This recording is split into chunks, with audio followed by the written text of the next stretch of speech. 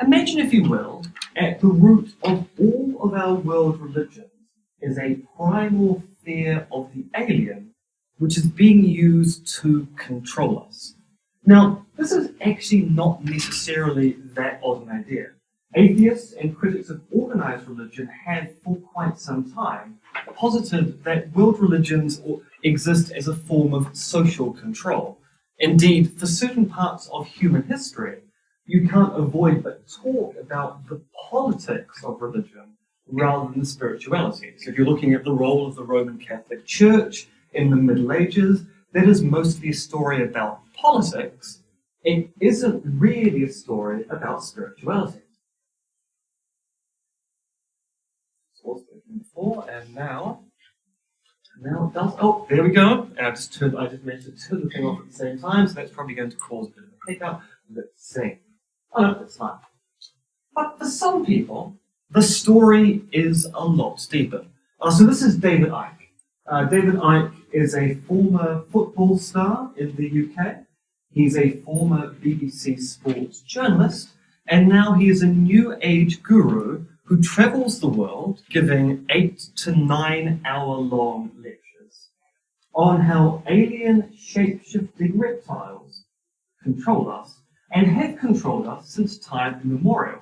Because according to Icke, organized religion all stems back to an interdimensional invasion by reptilians 5,000 years ago, which we can see in world religions by the recurrent motif of the serpent as a devil character in world religions.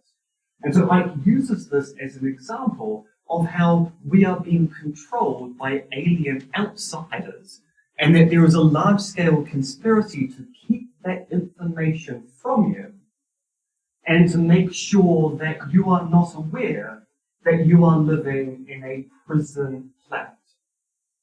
This is, of course, a conspiracy theory. The idea is that the elites that control us, whether they're your current president, my current prime minister, or the prime minister of the UK, are in fact alien human hybrids who have been bred specially to make sure that we are not aware that actual lizards control every part of our civilization. Now, this kind of conspiracy theory has been a bit of a challenge for people like myself who work on... Apparently I can't move too far away from the receiver, that's the issue. I like to walk a lot when I'm talking, I just have to walk in a circle around here instead. This kind of work has been a challenge for someone like me who works on defending belief in conspiracy theories, because people go, well look, that's a ridiculous kind of hypothesis.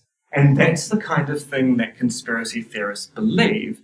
You cannot tell me that we should treat conspiracy theories seriously when you have situations like David Icke and his particular hypothesis being the kind of conspiracy theory that conspiracy theorists believe.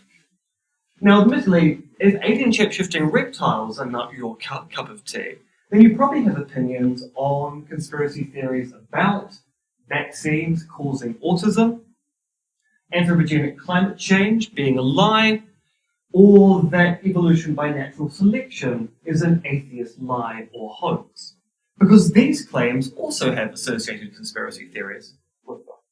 So there is a conspiracy theory that says the MMR vaccine is the cause for the high prevalence of autism we have at this particular point in time. There are people who claim that climate change is a hoax, being foisted upon us by the communists, who pretended to give up socialism during perestroika, but reinvented themselves as the environmentalist movement. Or, conversely, environmentalism itself is a lie, perpetuated by research scientists who simply want that sweet, sweet research money from federal grants and the like. And there are certain politicians, notably in North America, but they are found elsewhere, who claim that evolution by natural selection is a thesis put forward by liberals to drive us away from God, make us into a godless society, where men will be able to marry cats, women will be able to marry dogs, and there will be terrible consequences and the like. And indeed, belief in these conspiracy theories have social consequences. So the fact that people believe that vaccines cause autism has meant that some people are not vaccinating their children, leading to a prevalence of childhood diseases in our society and increased childhood morbidity. And not just that, because of theories like this, some people are less inclined to see a doctor to find out what's wrong with them, thus leading to other deleterious health effects. People who believe that climate change is a hoax are liable to then defund programs designed to protect our environment. And people who believe that evolution by natural selection is a liberal lie talk about teaching the controversy or talk about particular parts of biological science actually being a political ideology. So belief in these theories do have consequences. Indeed, before I actually get on to, I am going to skip ahead slightly here because I've suddenly realised that what I should be saying is that if you read the literature, you discover that there is a host of epistemic and psychological vices associated with belief in conspiracy theories. And the literature is really quite expansive. Conspiracy theorists are bad reasoners. Conspiracy theorists suffer from psychological defects. Conspiracy theorists are a threat to a civil society. To the point where you get these kind of odd statements here, which is, so this is a paper from 2015, where the author admits conspiracies occur, but we should not tolerate conspiracy theorizing. So yes, we should admit that there are conspiracies in our society, but what we shouldn't do is theorize about conspiracies in our society, because that is a dangerous idea. Indeed, back in 2009, Cass Sunstein and Adrian Vermeule argued that the best way to combat conspiracy theories in our society would be to conspire against conspiracy theorists. So we should locate conspiracy theorists online, we should infiltrate their online discussions, and the government should engage in a program of dissuading people of belief in conspiracy theories. Now, Sunstein's mistake was to publish this in a publicly accessible journal or article, which, as people pointed out, and some of these people were conspiracy theorists, this was proof positive of a potential plot by members of the government to conspire against the people who were claiming the government was in fact engaged in conspiracies. So there are interesting social consequences, and there are people who are spending time trying to find out how to combat conspiracies in our society. And it is true, conspiracy theories do engender a certain skepticism of the establishment, the status quo, and the kind of society in which we live, and the consequences of belief in those conspiracy theories can be corrosive to public trust or sources of public information that we get from influential institutions that make up our societies. But you know what else is corrosive to all those things? The actual existence of conspiracies. Because none of these authors deny that conspiracies happen. And in fact, if you are a politically or historically literate student, you'll be aware that history is littered with examples of failed and successful plots, and that contemporary news coverage is always talking about potential conspiracies which are being investigated, not just in the political realm, but also in the corporate realm and in the criminal realm. Corporate and criminal conspiracies are prosecuted through the courts on a daily basis. Conspiracies occur. So we should probably get firm on our definitions, because if you're going to have any issue with what I'm talking about here, you're probably going to have an issue actually with the definitions I'm using of key terms, as opposed to what I'm hoping are the prescriptions we should use when investigating these terms. So a conspiracy is fairly easy to define. A conspiracy is two or more people, so to conspire requires you to work with others, typically in secret, although my host here and I have written a paper on just how complex that secrecy condition can actually be, towards some end. Now, you don't have to achieve that end. Conspirators can be engaged in a conspiracy where they intend to conspire, and they go through the process of forming their cartel, acting in secret and heading towards some end, but maybe they're discovered before their end can be achieved. Or maybe it turns out that even through their machinations, they couldn't make adequate predictions as to what would happen next. And so the thing which occurs is not what they intended. So simply, a conspiracy is two or more people working typically in secret, hoping to achieve something. And that's all it takes to conspire. Now, conspiracy theory, I take it, is simply an explanation of an event that proposes a conspiracy as a salient cause. So when I come up with a conspiracy theory, I'm saying, hey, I think we can explain some event in the world through the machination of people engaged in a conspiracy. Now, this is a simple, general, broad, and non-pejorative definition. And some people might take it that is going to be a little problematic. And I'm going to explain why in just a moment. Because whilst I'm not a conspiracy theory skeptic with regard to the social consequences argument, I do think there's one particular thing which does make us hesitant to deal with conspiracy theories, which is just how many there are. So I study conspiracy theories for a living. And one of the consequences of studying conspiracy theories for a living is I read a lot of literature on conspiracy theories. And there are a lot of conspiracy theories out there.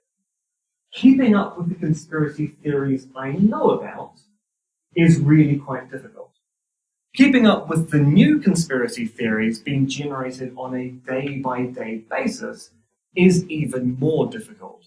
There are literally too many conspiracy theories for an individual like myself to be able to process at any particular point in time.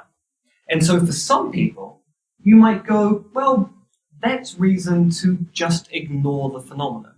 There are a lot of them. They're quite complex claims. I'm fairly sure a lot of them are going to turn out to be false. Ipso facto, that justifies my skepticism of these things called conspiracy theories, because I literally don't have enough time in the day to be able to deal with the few I know about, let alone investigate the entire class. And indeed, as a feature of this, when I was in Claremont last week, I discovered this wonderful little conspiracy theory here, which is about the Archon invasion of 1996.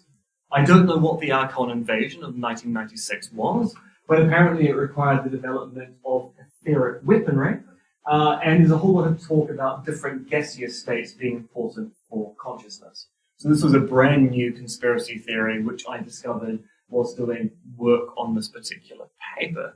And potentially more seriously, of course, last week we had the interesting revelations about James O'Keefe and the Project Veritas sting on the Washington Post allegations against Roy Moore, where it turns out that James O'Keefe, who runs this organization called Project Veritas, was trying to run a sting operation against the Washington Post to show that the allegations against Roy Moore were either fabricated or highly elaborated upon. But unfortunately, it turns out that James O'Keefe, who has run several of these stings, is not a very good conspirator.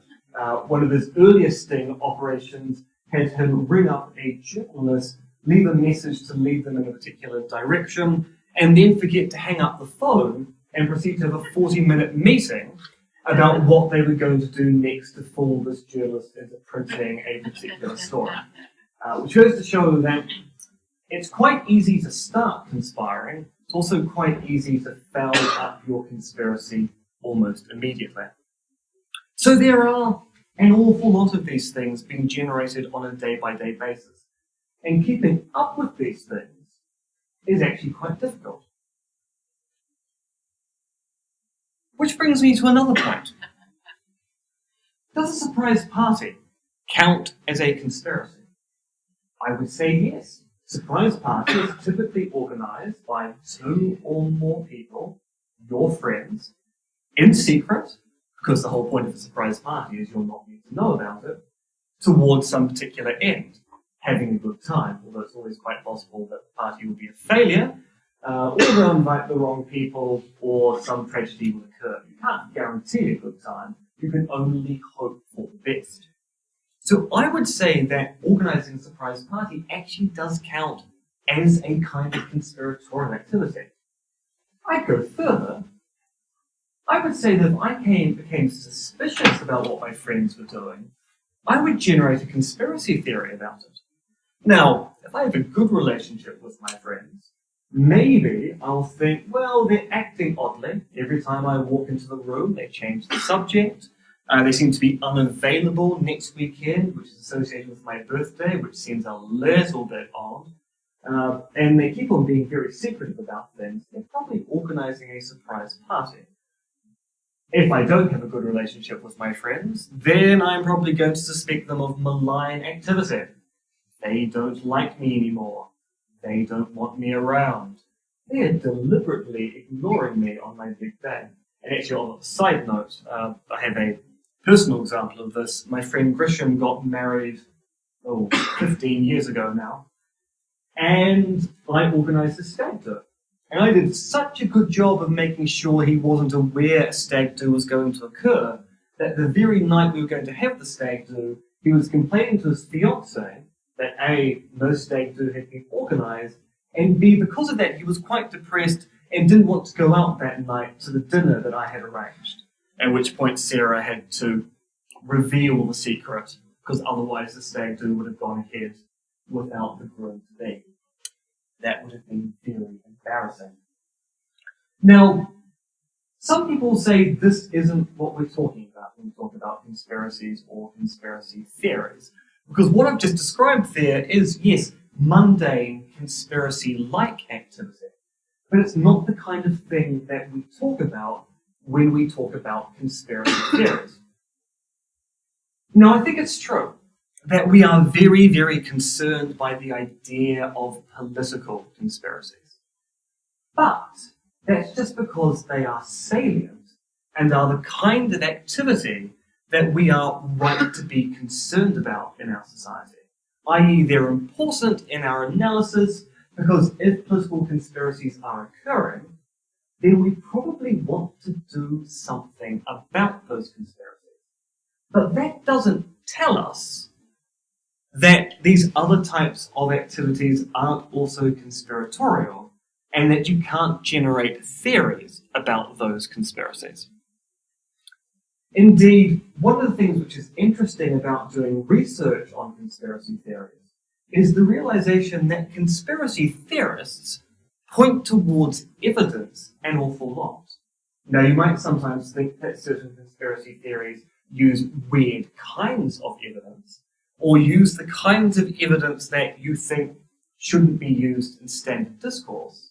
But conspiracy theorists will point towards past examples of conspiratorial activity and the human tendency towards being secretive or lying about what we're up to as evidence that we should at the very least suspect the existence of conspiracies now, and that it's not irrational to be theorizing about conspiracies in our midst. And so conspiracy theorists are quite good in many cases at talking about what people do and the evidence of past conspiratorial activity to then be able to justify their suspicions a conspiracy is going on.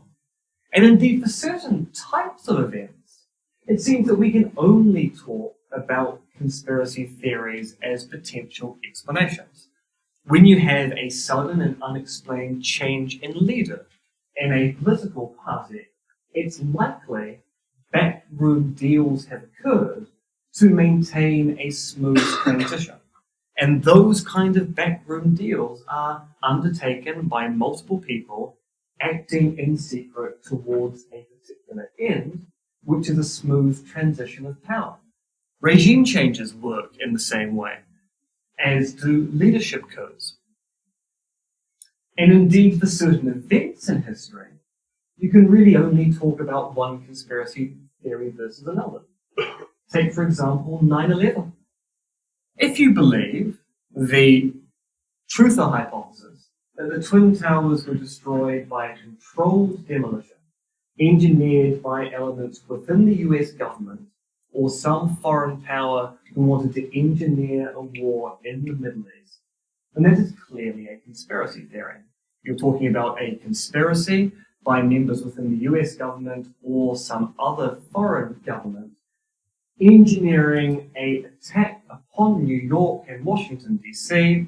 in order to achieve some kind of policy goal overseas. It's a theory about a conspiracy. Conversely, if you believe that 9/11 was committed by 11 hijackers working for an organization known as Al-Qaeda, then that particular kind of terrorist activity also is conspiratorial. The kind of terrorist activity involved in 9/11 required multiple people working in secret to achieve some end. It's an example of a conspiracy. It just happens to have been labeled an official theory. And some people will say, well, that's an important distinction, that we really should demarcate between theories conspiratorial, which are a kind of forbidden or uneasy knowledge we have in the world, and things which have been endorsed by appropriate authorities as the official knowledge, official theory, the conventional wisdom, and the like. But I don't think this is a particularly workable distinction, and I want to explain why. In the 1930s, Joseph Stalin was concerned that Leon Trotsky, his former friend and now enemy in exile, was engineering a plot to return to Russia and take over the government. So Stalin bade the proto-KGB of the day to investigate Trotsky to find out what he was up to.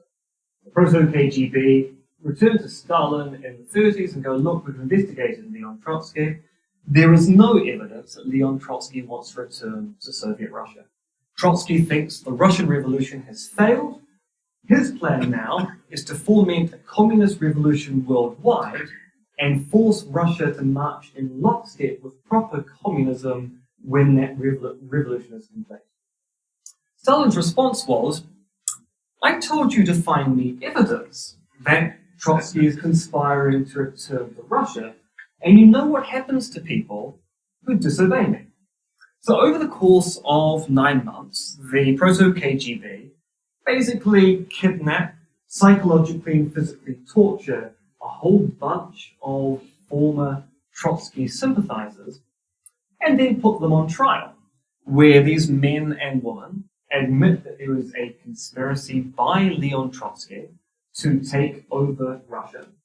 And then these people are executed. Some of their family are executed and other family members are sent to Siberia.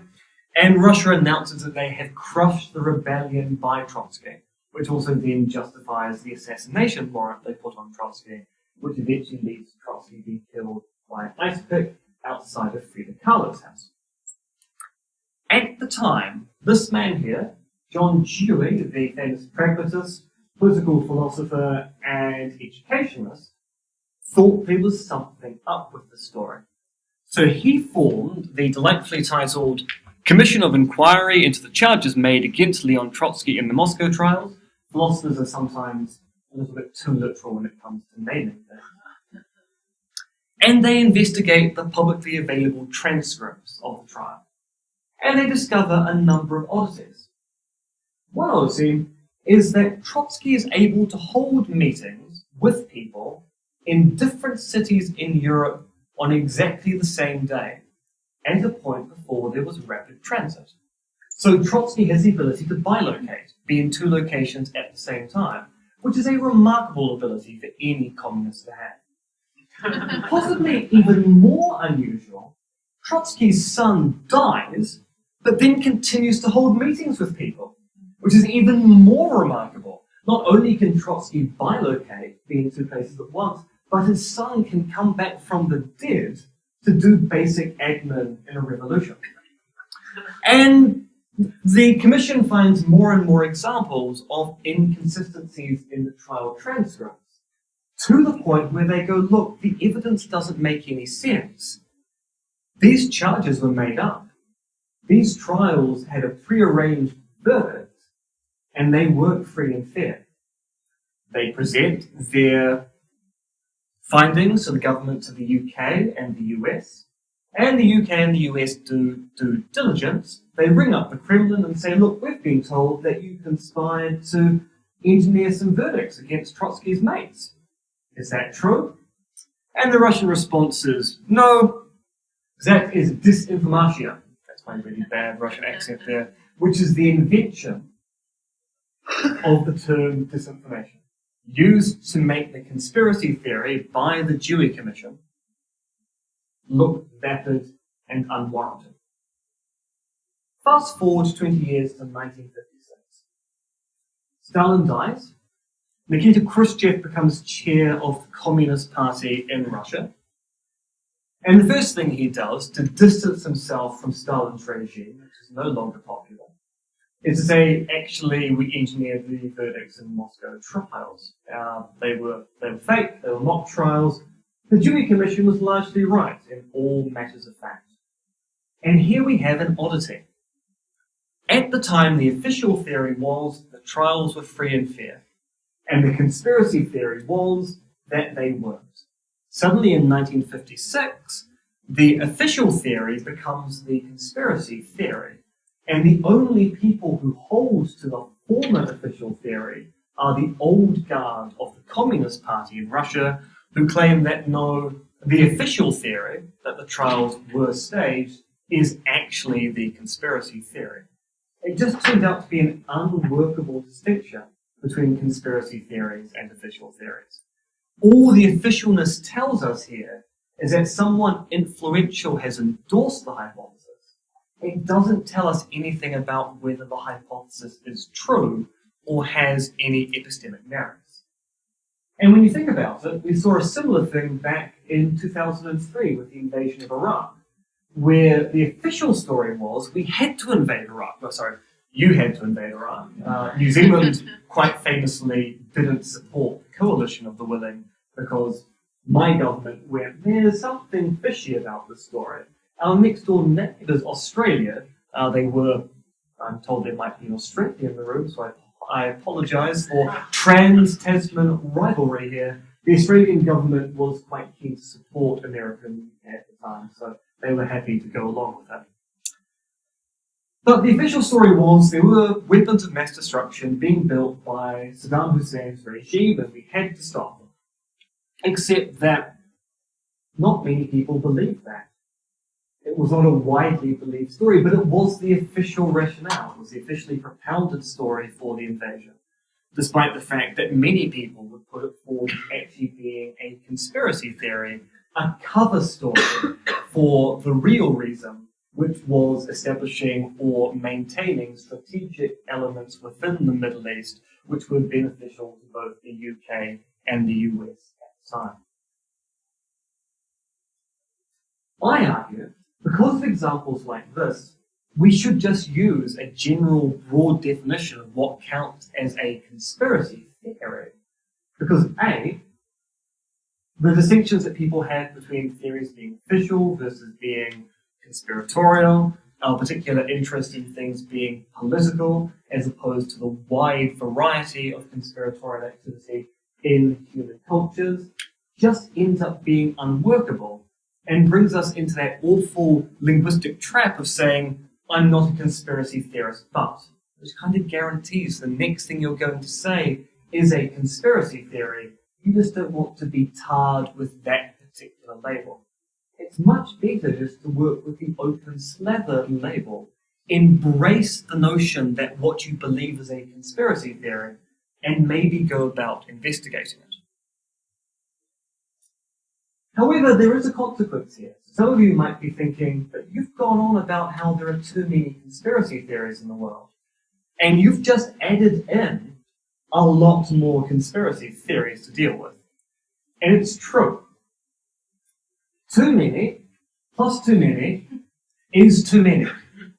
But the thing about this bit of very advanced calculus I'm doing here is that once you have too many of a thing, adding more to it doesn't make your job any harder. It's already too much in the first place. So you might as well add more to it because you're not going to be able to get through it anyway. If you've had too much food, having more food is still too much. But importantly,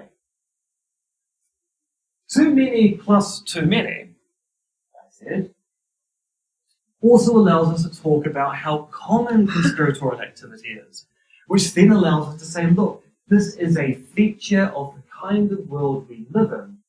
People conspire, and so it seems reasonable to then think that we should theorize about said conspiracies.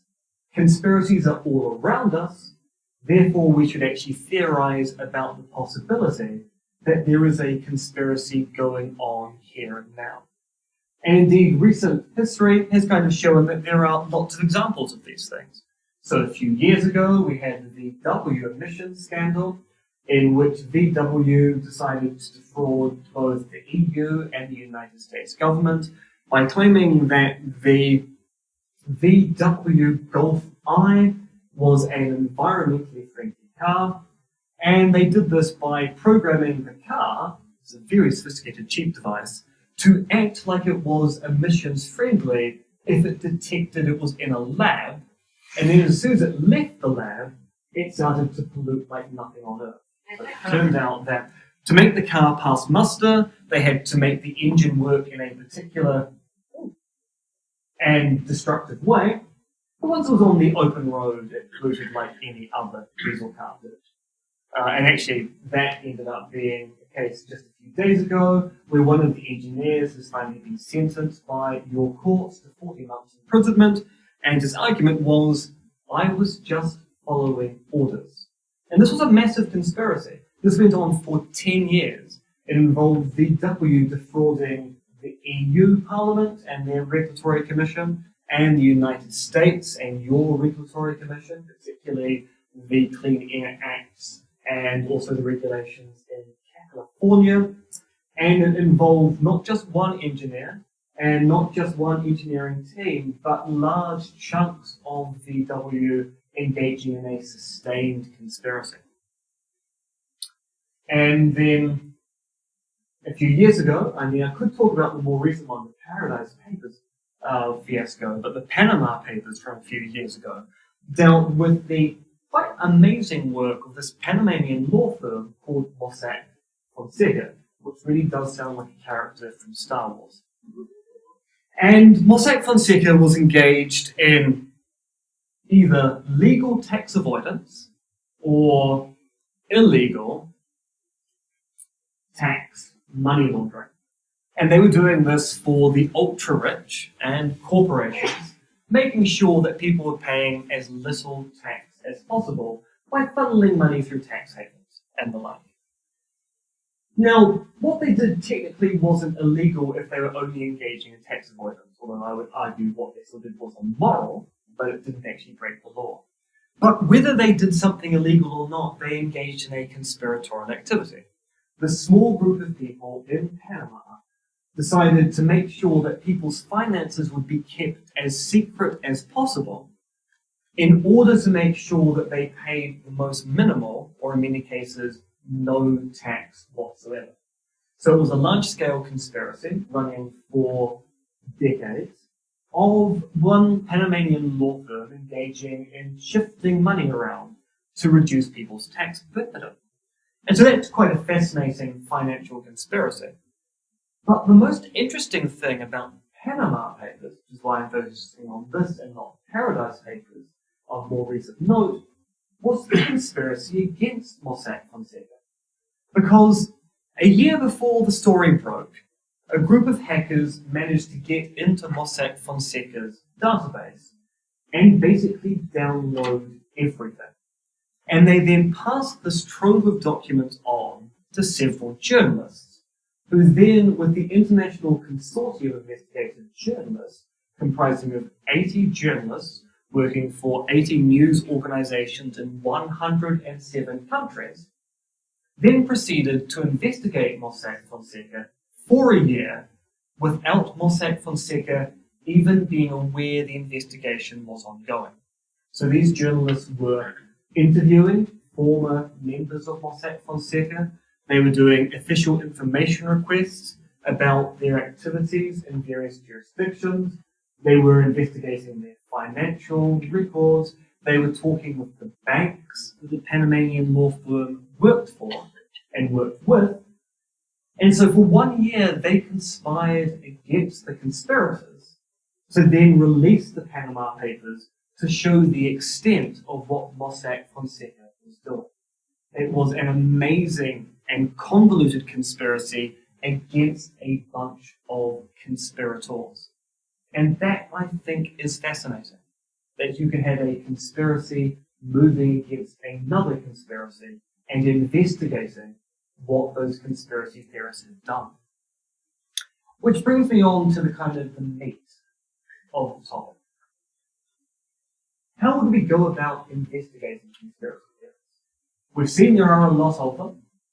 We've seen that conspiratorial activity could be considered as being fairly common in human cultures. So how do we go about investigating conspiracy theories? Who should investigate conspiracy theories? What obligations do we have for looking at conspiracy theories in our policies?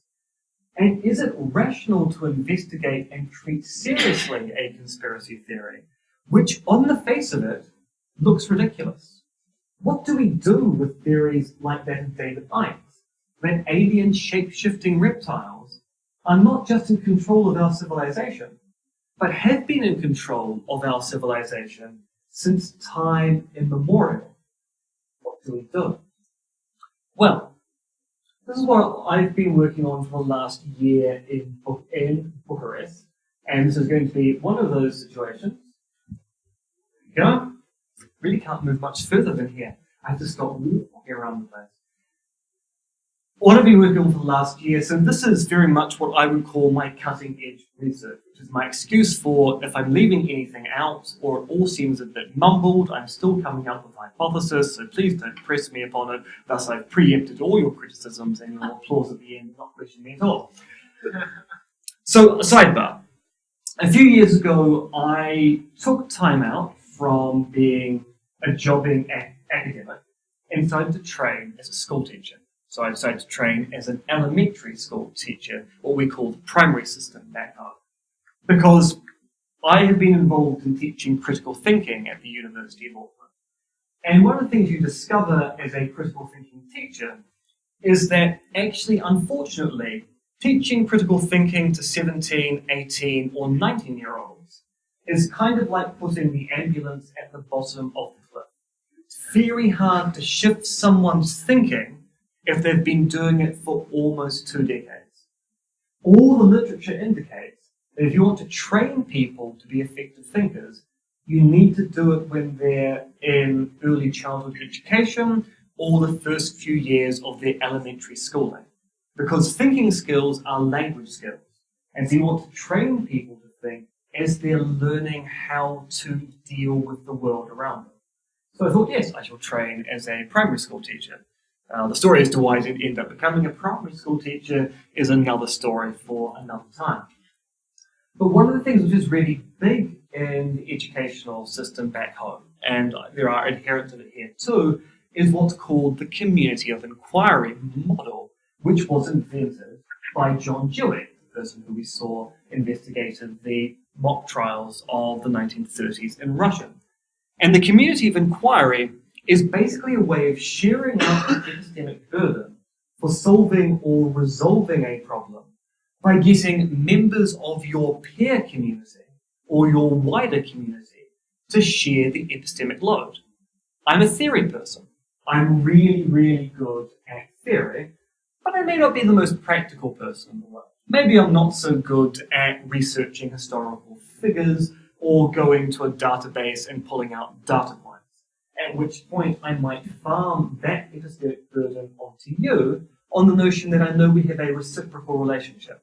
I'll do the theory, you do the hard labour, that way I get to sit in a chair and drink coffee all day and you get to crunch the numbers. That seems like a perfect distribution of labour. And you just keep adding to it. You find other people in your community who are good at doing the things that you're not so good at. And of course you have a certain amount of redundancy so that, say, if Marty's sick one day, someone else can step in and do that work. And so the community of inquiry model is actually really quite popular in the school-based system because it gets students to work together to resolve issues and learn from each other.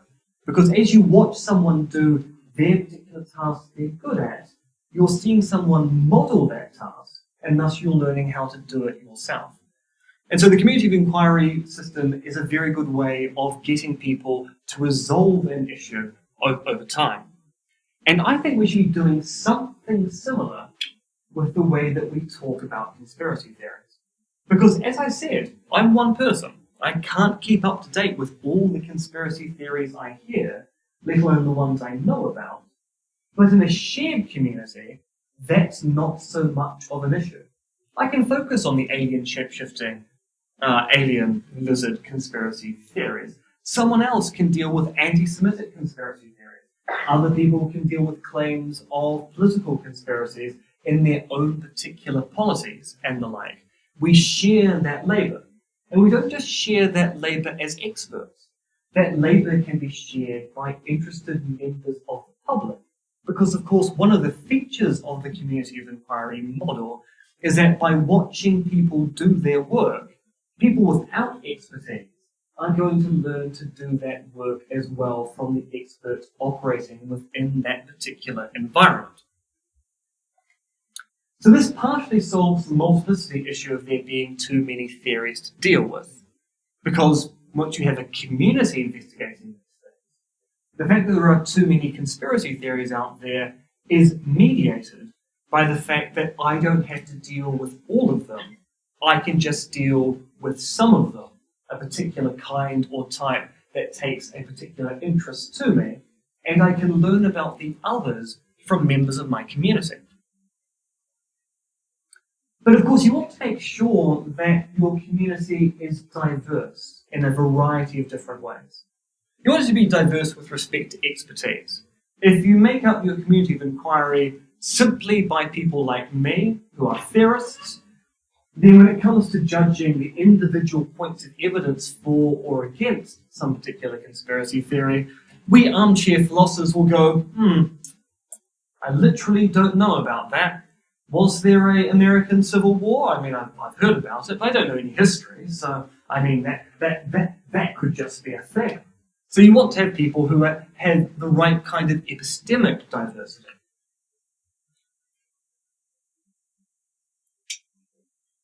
But there's a side point we need to be concerned about, which is, of course, there's a long history of people infiltrating organizations to pervert them to their own particular end. We saw earlier, Cass Sunstein has advocated that the people who go about researching conspiracy theories on the internet and thus believe conspiracy theories are the kind of people that we should probably moderate. We should go into their forum and we should do something to stop them from doing that.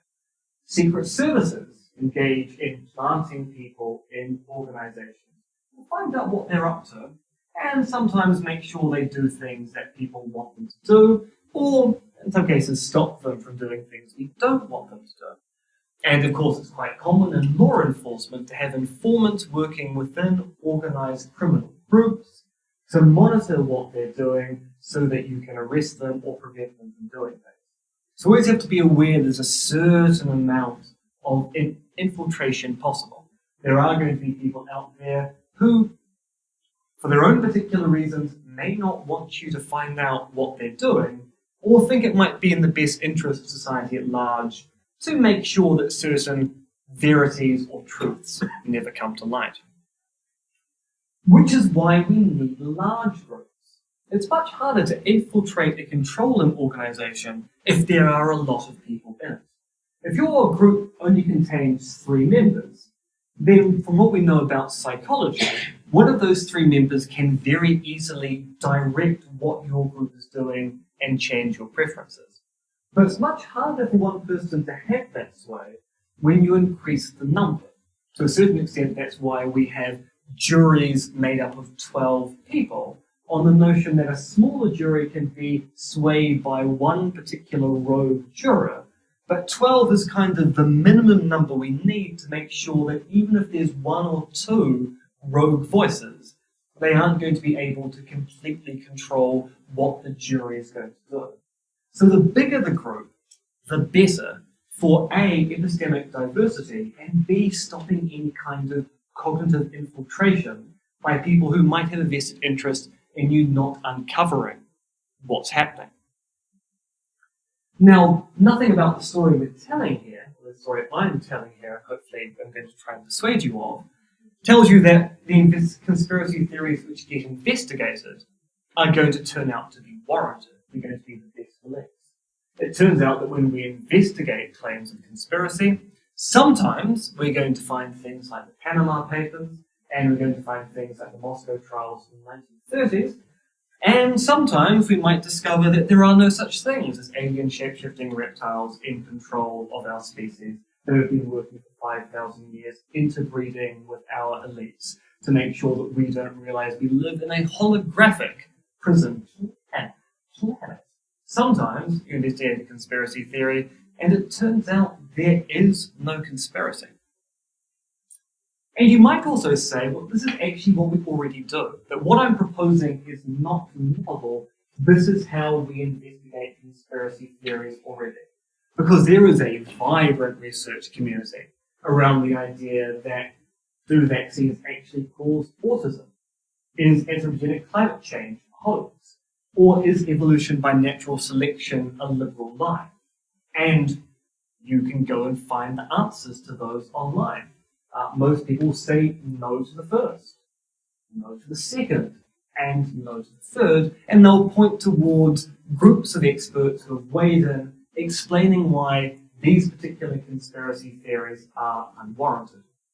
Conversely, you will find websites that say yes to the first, yes to the second, and yes to the third, made up of expert opinion, which has come about through a sustained investigation of the phenomena, because these communities have found that there is something to these particular conspiracy theories. And that's because almost all of the pre-existing investigation into conspiracy theories is oppositional. People start with the conclusion, this conspiracy theory is true, or conversely, this conspiracy theory is false, and then they work backwards. They have a prearranged conclusion, and they find ways to justify that claim. And you might think that's an overly strong hypothesis to take, but consider.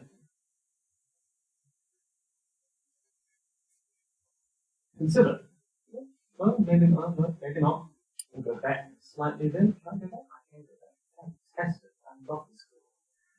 One of the things which is interesting about the literature, as we saw at the beginning of this talk, is that most academics say belief in conspiracy theories is irrational, it's psychologically problematic, that even if conspiracies occur, we shouldn't theorize about those conspiracies. So it's baked into most of the academic discourse on conspiracy theories that conspiracy theories are false. And thus the research projects we have are either working with that pre-established conclusion or fighting against that pre-established conclusion.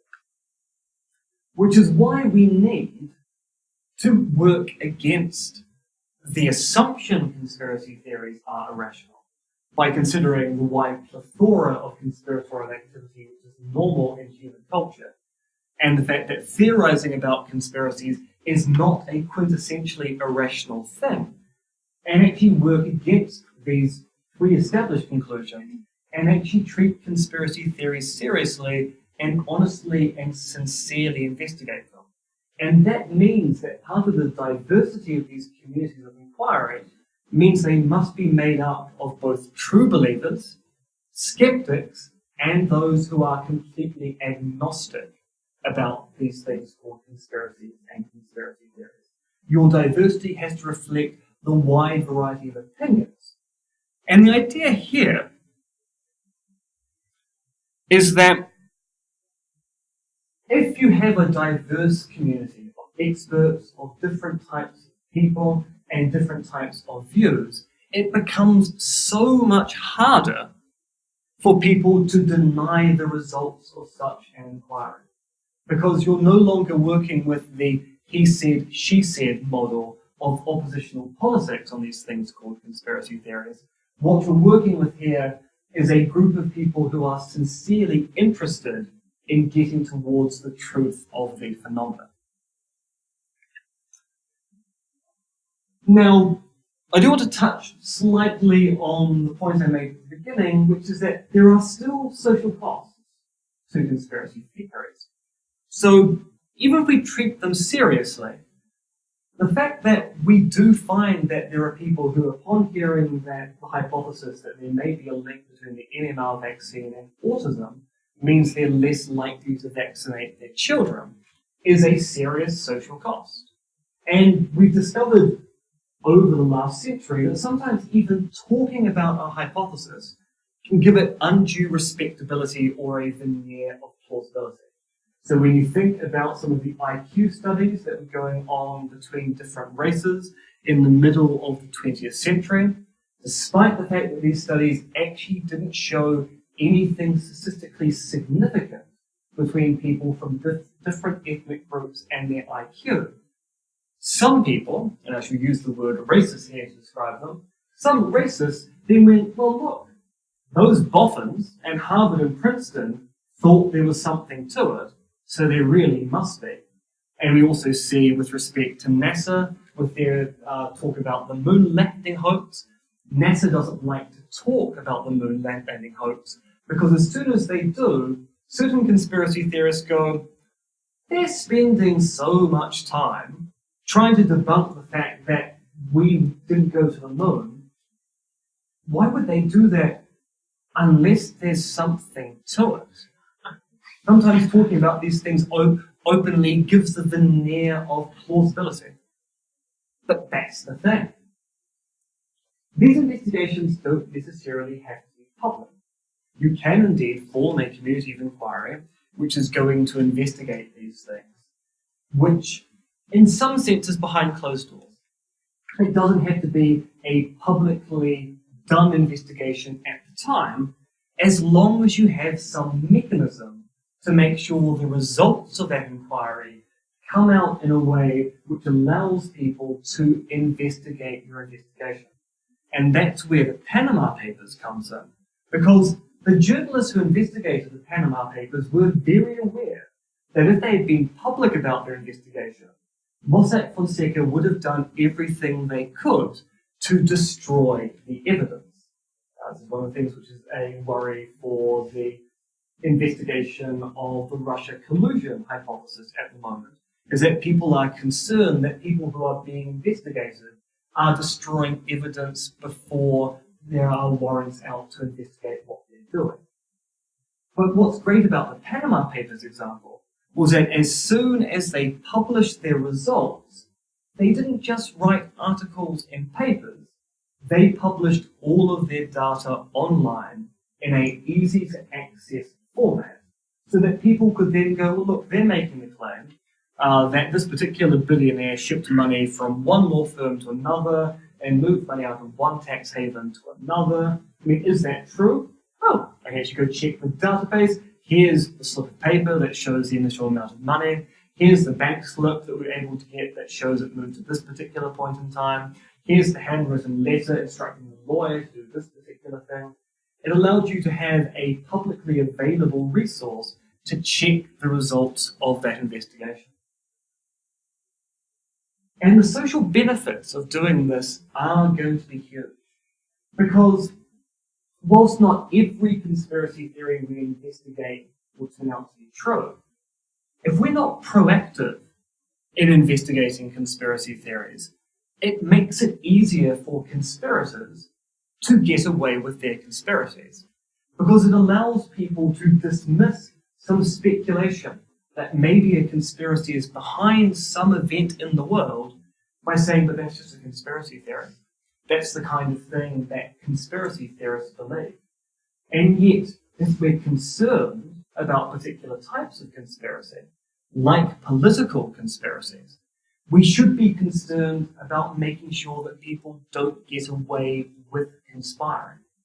So we should be proactive in our investigations and treat these claims seriously and investigate them in the same way that we investigate any theoretical claim about the world, whether it is a historic theory, whether it's a scientific theory, or whether, dare say, it's a theory which has been affixed the label conspiratorial. And to end, let's talk about the lizard people.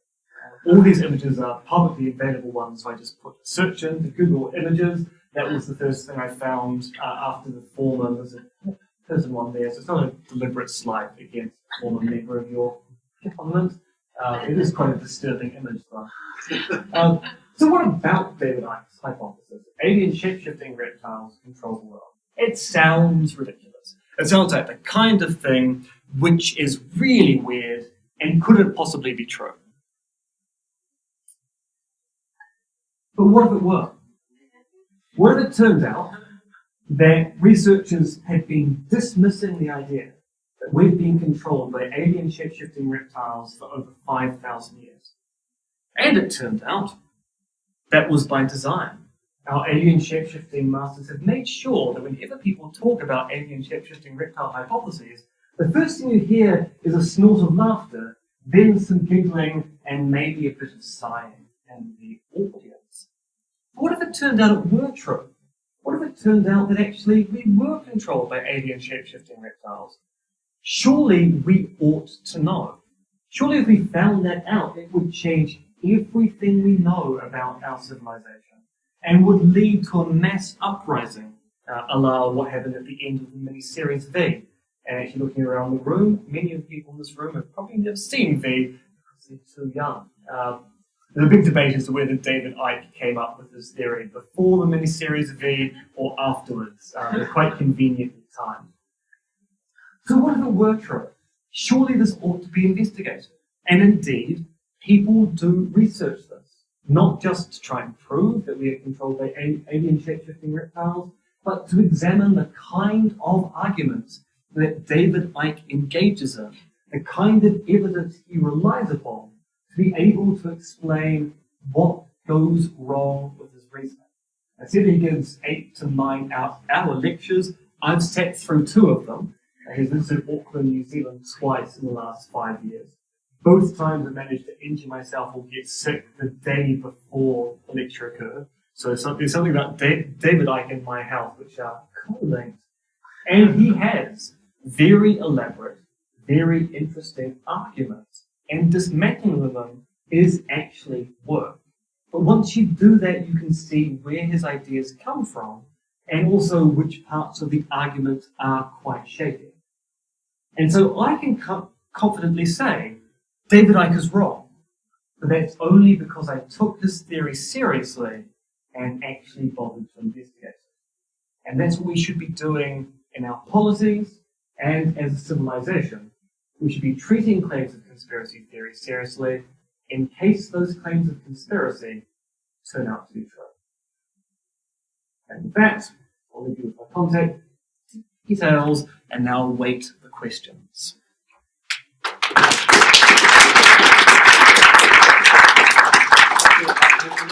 Any kind of gatekeeping